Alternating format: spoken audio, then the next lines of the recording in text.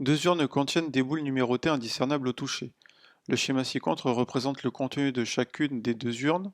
On forme un nombre entier à deux chiffres en tirant au hasard une boule dans chaque urne. Le chiffre des dizaines est le numéro de la boule issue de l'urne D, le chiffre des unités est le numéro de la boule issue de l'urne U. Exemple, en tirant la boule numérotée 1 de l'urne D et ensuite la boule numérotée 5 de l'urne U, on forme le nombre 15. Première question, a-t-on plus de chances de former un nombre pair que de former un nombre impair?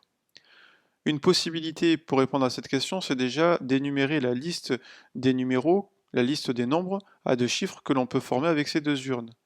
Donc si on tire par exemple dans la première urne, dans l'urne D, le chiffre 2, et ensuite on a quatre possibilités dans l'urne U, on peut former donc les nombres 22, 26, 23 et 25.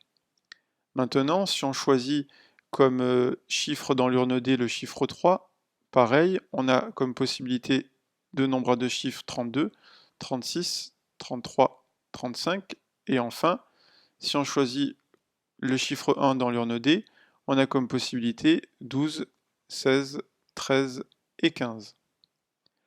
À partir de là, il faut identifier quels sont ceux qui sont pairs et quels sont ceux qui sont impairs.